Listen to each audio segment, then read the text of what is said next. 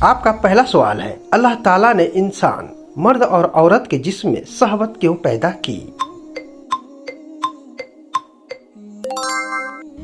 جواب، تاکہ انسان نکاح کے پاکیزہ رشتے کے ذریعے اپنی نسل کو آگے بڑھائے اور زمین پر انسانی آبادی کا وجود باقی رہے۔ اگر یہ کشش نہ ہوتی تو کوئی نکاح اور گھر بسانے کی زحمت نہ اٹھاتا۔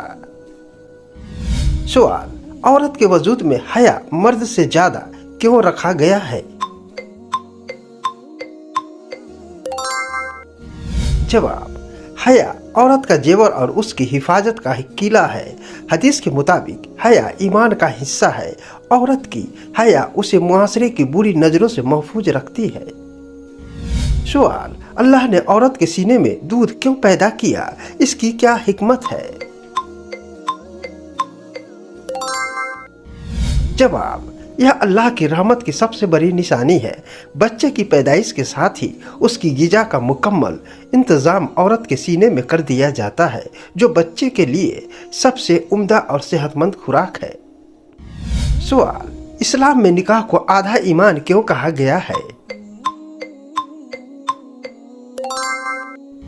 جواب، کیونکہ نکاح انسان کو بدکاری، جینا اور نظروں کے بہکانے سے بچاتا ہے۔ جب انسان اپنی شرمگاہ کی حفاظت کر لیتا ہے تو وہ بہت سے گناہوں سے بچ جاتا ہے۔ غسل جنابت میاں بیوی کے ملنے کے بعد کا غسل اسلام میں کیوں فرض کیا گیا ہے؟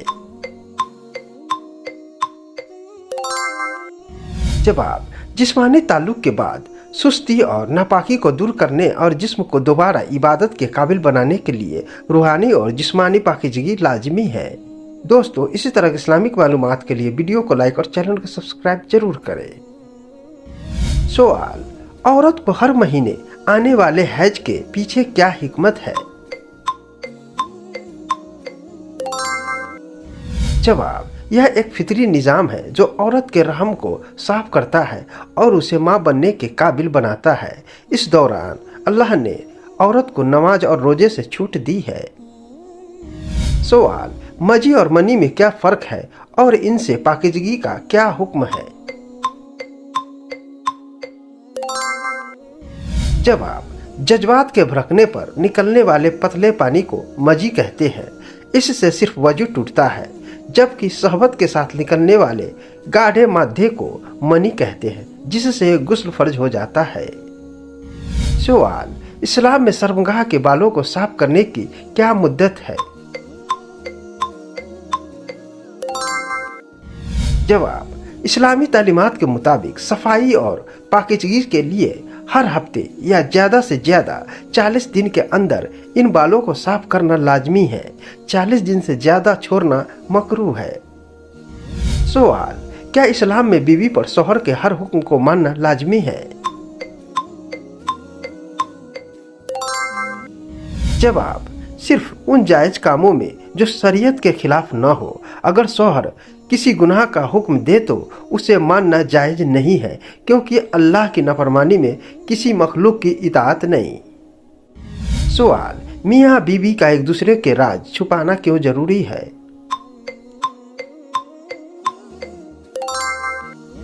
جواب، قرآن میں میاں بیوی کو ایک دوسرے کا لباس کہا گیا ہے۔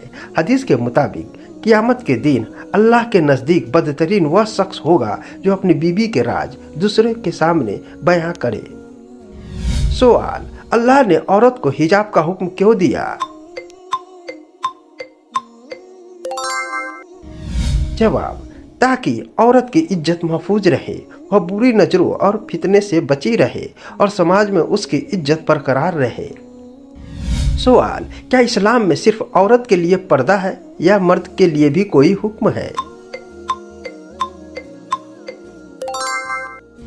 جواب، قرآن سورہ نور میں پہلے مردوں کو حکم دیا گیا ہے کہ وہ اپنی نظریں نیچی رکھے اور اپنے شرمگاہ کی حفاظت کرے۔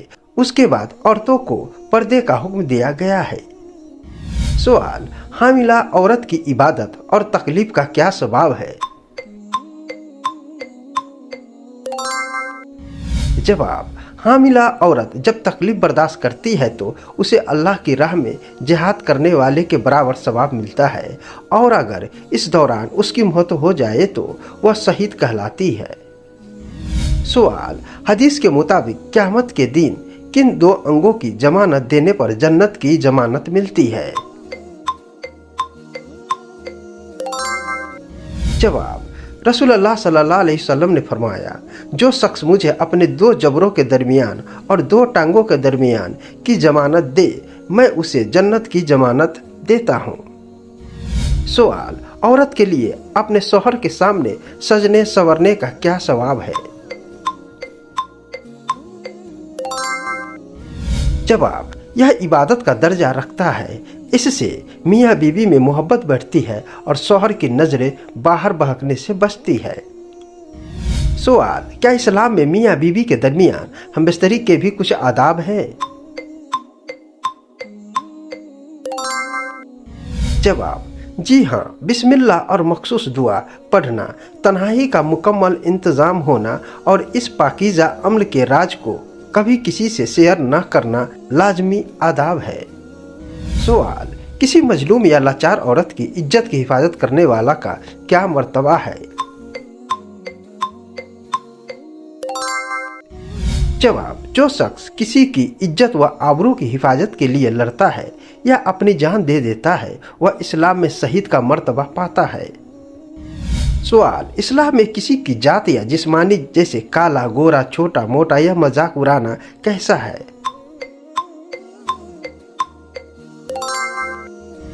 जवाब, यह सख्त हराम है।